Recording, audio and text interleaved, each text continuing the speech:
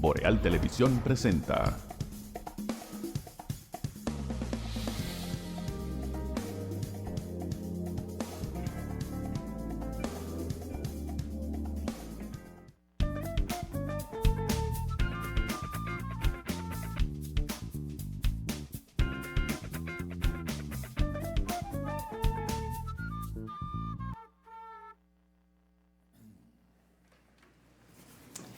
Saludos amigas y amigos, muy buenas noches, bienvenidos a EnQ a través de los canales de Boreal Televisión desde Santiago de los Caballeros, República Dominicana, cubriendo efectivamente todo el territorio nacional. Gracias por acompañarnos en cualquier rinconcito de este hermoso y bendecido país. Y también abrazos a aquellos que lo hacen a través de las distintas plataformas internacionales en el resto del mundo. Señor Benito Cruz, ¿qué dice ese John Morales? Buenas noches. Buenas noches, Atahualpa. Buenas noches al país y al mundo. Muchísimas gracias. Hay que ser agradecido y creo que hay que darle gracias a Dios de que ustedes nos permiten noche a noche entrar en sus hogares y escuchar nuestros análisis con respecto a lo que sucede y acontece durante todo el día y el día, la noche anterior. Como ya bien dijera Atahualpa, pero como siempre, déjeme decirle que hoy es el Día Internacional de la Concientización sobre la Tartamudez. Ese es el día de hoy. Pero antes le llamaban gago. La verdad que hay 1.000.000 de cuentos sobre los gagos, porque así era que aquí lo conocíamos. Yo creo que hay una diferencia entre gagos y tartamudos. Pero yo conocí uno que todavía...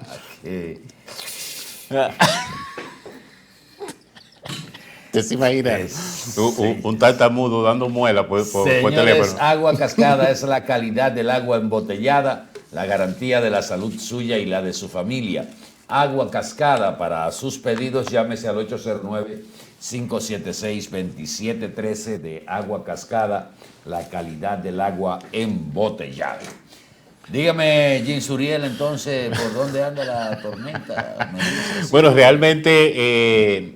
según lo que hemos visto, parece que en el día de mañana es que realmente se va a sentir lo que se espera. Desde ayer se está hablando de que está muy desorganizada, que no lleva, inclusive en el día de hoy hemos estado escuchando que ha estado estacionaria, pero que a pesar de eso, el pasado martes se recibieron 70 milímetros de acumulación de agua.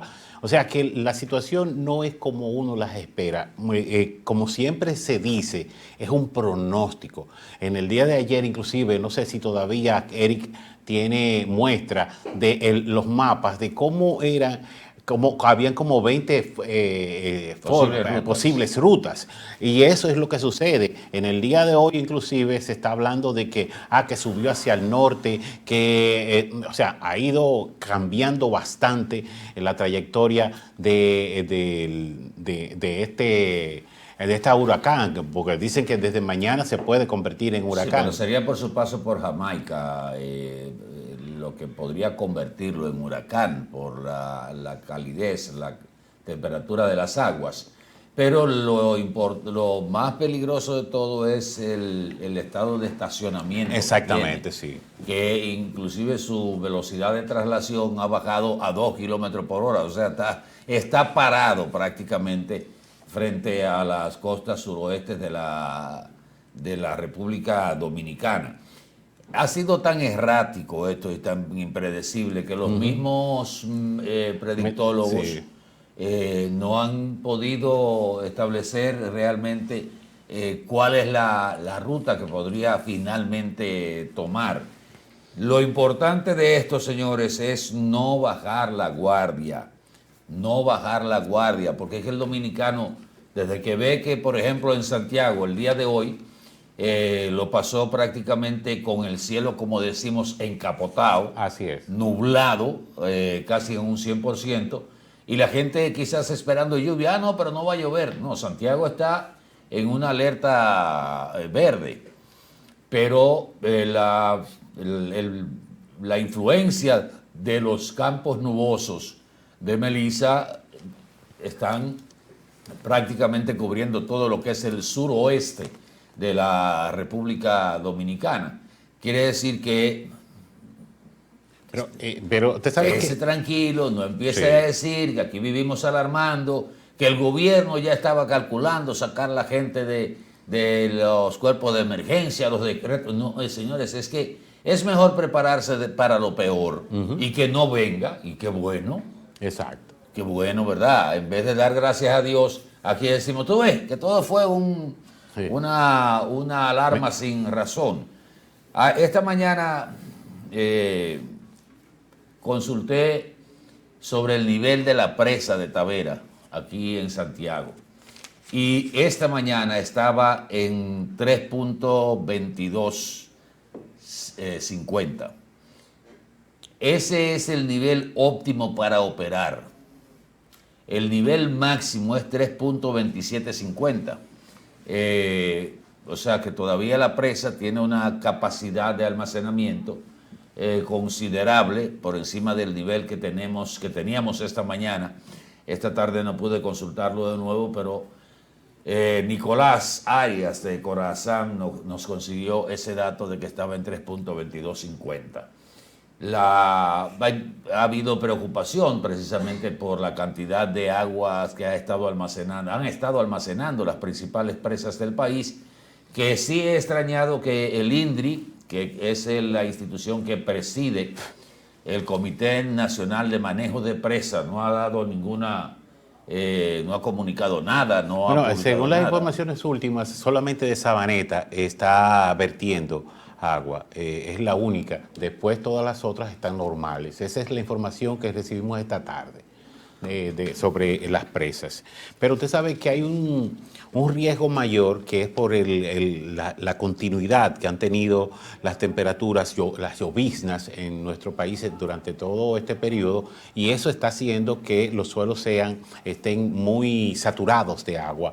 Inclusive en el día de hoy hay un reporte en una zona de aquí de Santiago, de la zona sur, donde han habido derrumbes, y eso complica más, y no solamente en esa zona, como se va mostrando mire, la foto de la zona, donde este era un camino y se dio a todo el cúmulo de agua durante todos estos días. Esto mismo puede suceder en cualquier parte del país, porque ha estado continuamente lloviendo. Imagínense usted que todavía están hablando del sábado que vamos a estar recibiendo lluvias. Entonces eso complica más la situación de nuestro país. Por eso estoy totalmente de acuerdo con lo que usted dice, que es mejor estar preparado, no ceder y mantener las alertas para evitar. Lo que ha creado confusión es el asunto del horario.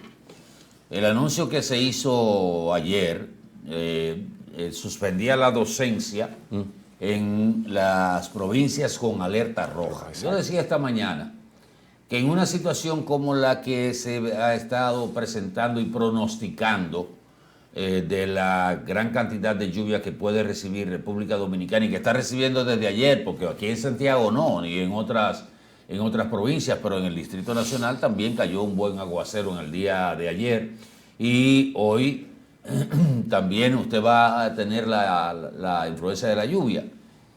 El nivel de ausentismo cuando se da esa situación es muy alto. Yo creo que debió suspenderse la docencia a nivel nacional, porque es cuando los maestros dicen, pero ven acá, no se está dando clase en el Distrito Nacional, en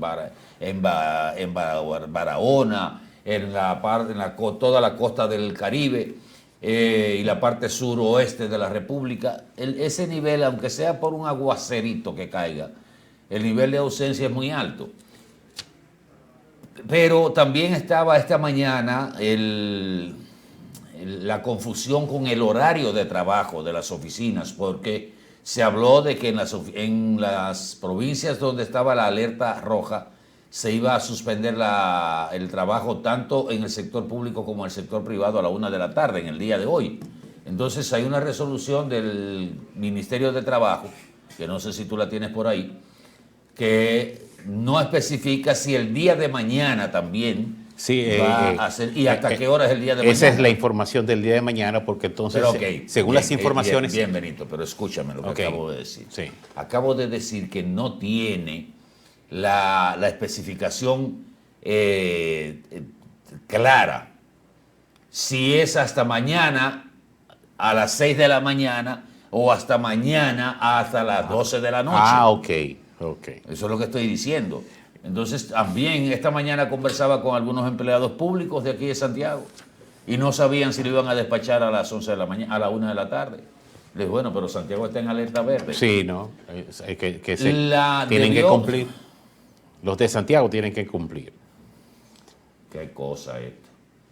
Mire, yo voy a buscar, porque no tuve tiempo de buscarlo, voy a buscar la resolución entonces del Ministerio de Trabajo.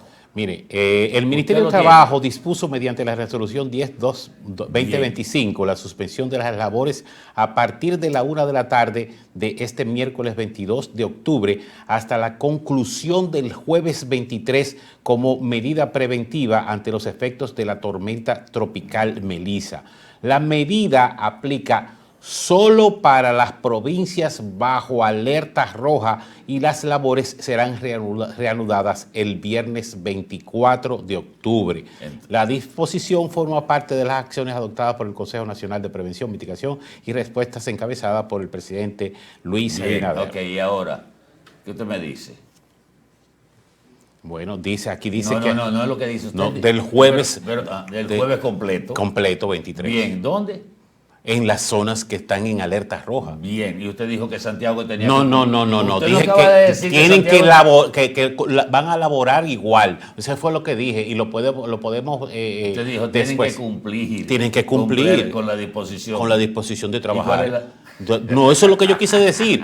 Que usted lo malinterpretó. ¿Qué quiso decir? No, pero ellos sí tienen que trabajar, porque en las alertas, donde están las alertas rojas, es que va a haber libertad en el día de mañana, completo. Hoy desde la 1. No, desde la 1 de la tarde. De la tarde, Hubo exactamente. instituciones que despacharon Sí, porque a la- mañana es que se espera la más cantidad de agua. Pero que ya desde hoy despacharon en varias instituciones Sí, claro. que no están en alerta roja. Exactamente. Así que, miren, señores,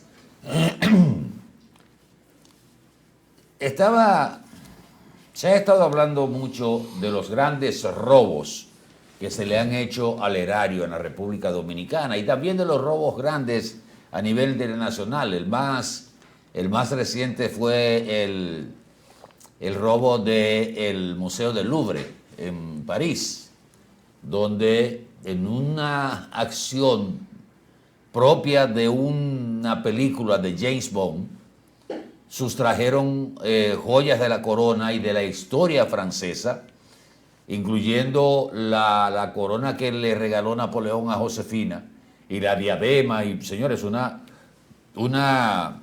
yo digo que parte de la historia, así mismo lo dicen algunos historiógrafos franceses de Francia, se fue con ese robo, un robo espectacular, en el Museo del Louvre, donde se supone que la seguridad es extrema, y otros robos famosos, pero sustrayéndonos a la República Dominicana y comparando los robos que se han hecho a nivel internacional, el robo más grande de la historia del mundo se dio en República Dominicana.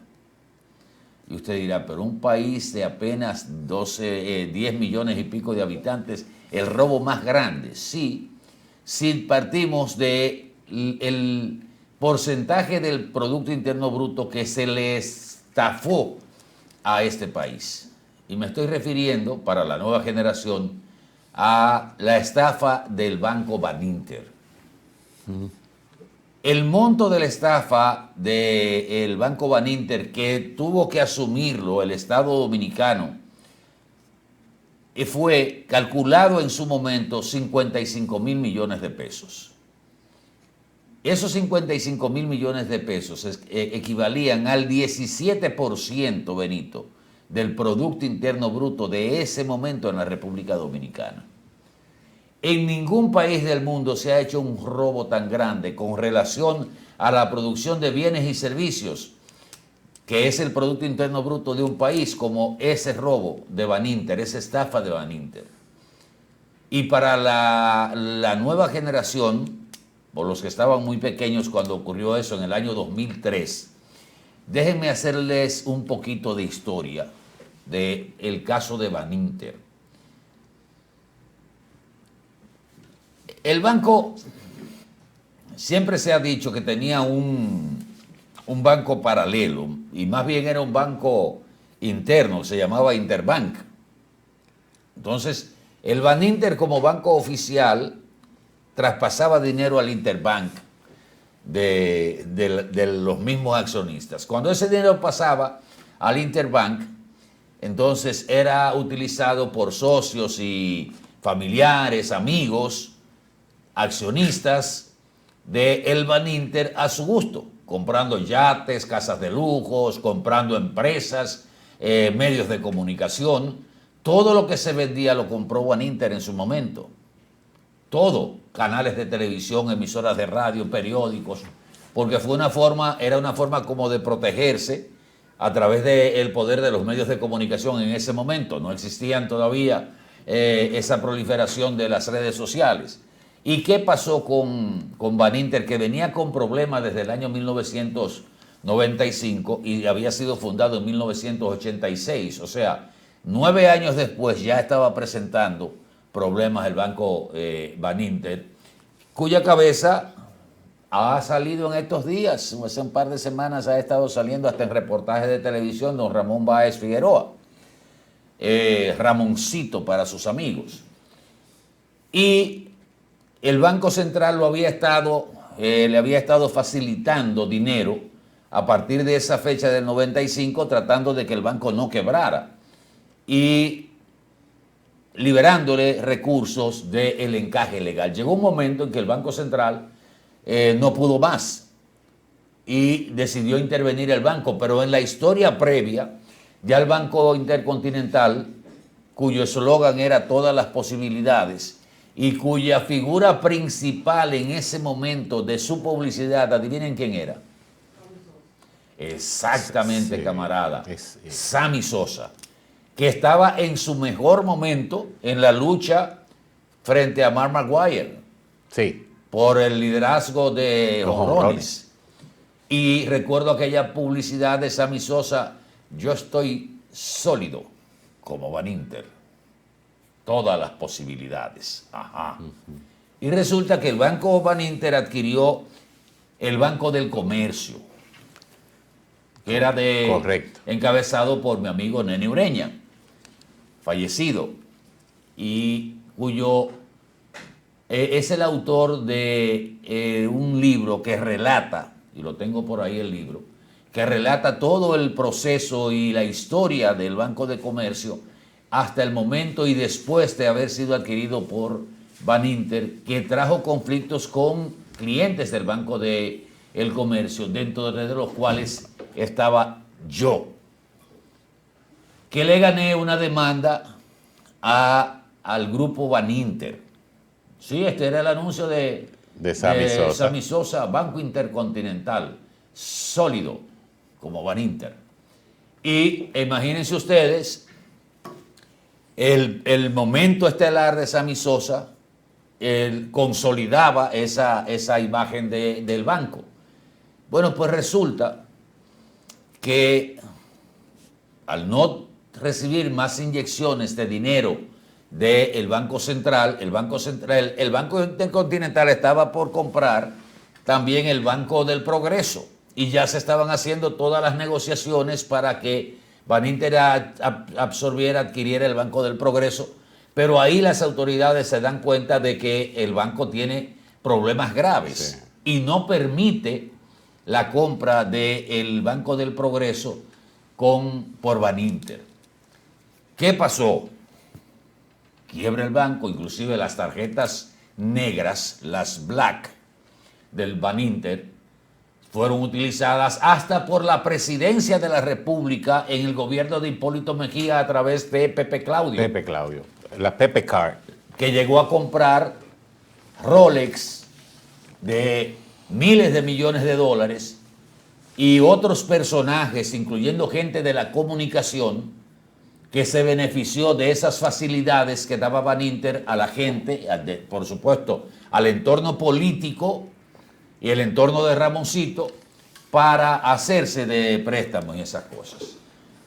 Y en vez de asumir lo que establecía en ese momento la regulación de que la garantía que debía dar el Estado a los ahorristas del banco era de hasta 500,000 pesos, y de ahí en adelante los que tenían una mayor cantidad después de 500,000 pesos tenían que esperar que se liquidaran los activos del banco, intervenidos por el Banco Central, por la autoridad monetaria, para entonces recuperar o todo el dinero o parte de ese dinero.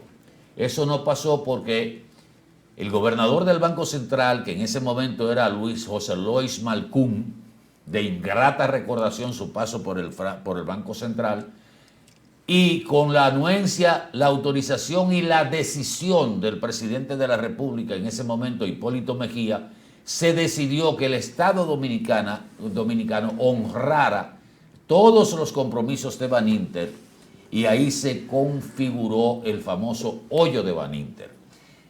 Que para ustedes tengan una idea, todavía hoy, no hemos podido salir de ese hoyo de Baninter, y eso es lo que se conoce como el déficit cuasi fiscal del Banco Central.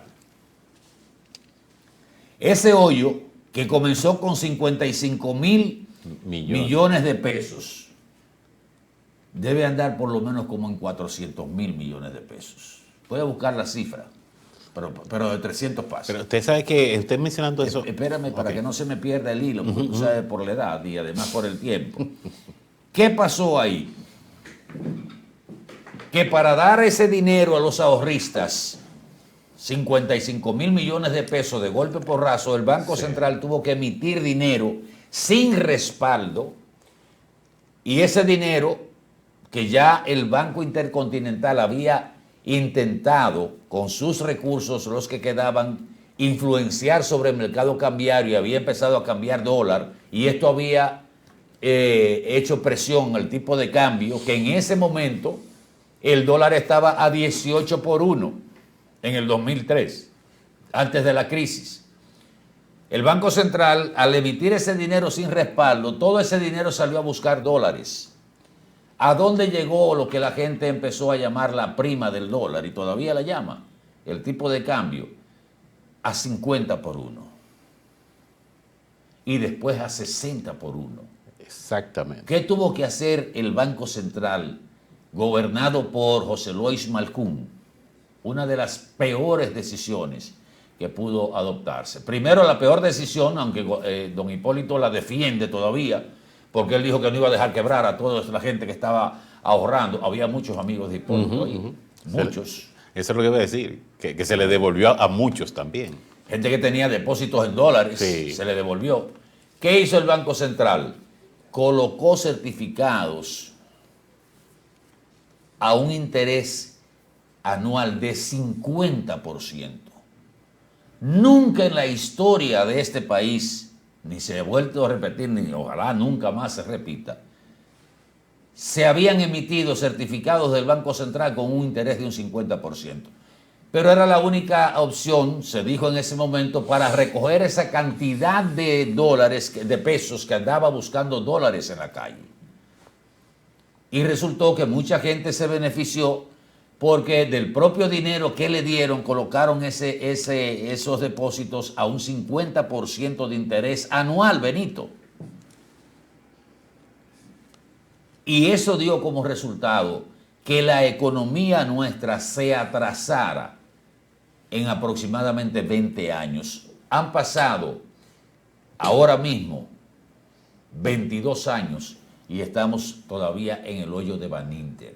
Eso dio pie a que se creara una ley de capitalización del Banco Central para ir cubriendo ese déficit cuasi fiscal, que ninguno de los gobiernos que hemos tenido desde el 2003 la cumplió a cabalidad a partir del momento de su promulgación.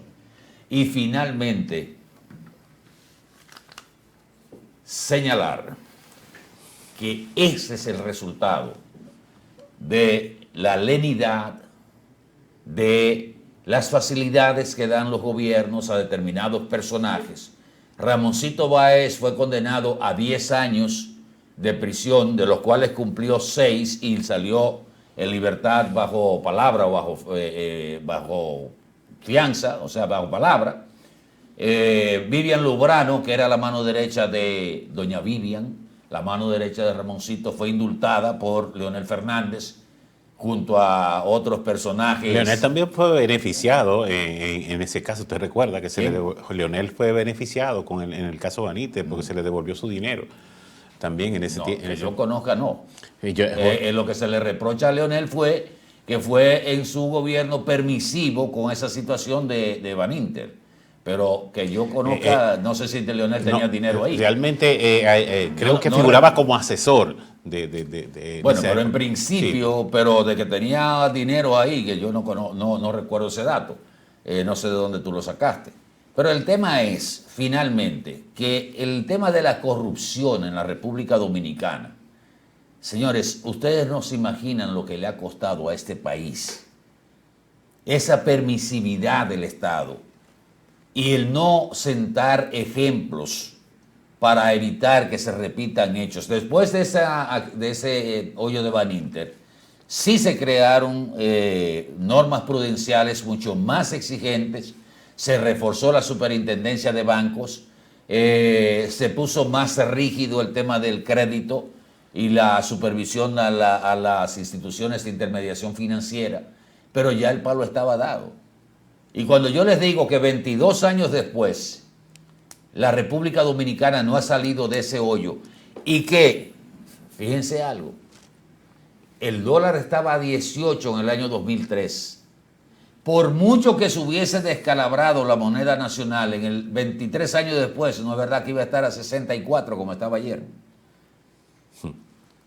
Y cuando llegó Leonel, que ganó Leonel Fernández en el 2004, nueva vez la presidencia, y nombró en el periodo de transición a Héctor Valdés Albizu, el dólar automáticamente en el periodo de transición bajó a un 38. Y cuando tomó posesión Leonel Fernández, hubo que frenar el dólar a 28 por 1, porque iba a ser un descalabro para los sectores tanto exportadores y sobre todo el sector de zona franca, que ya había ganado todo el dinero del mundo con el alza del tipo de cambio.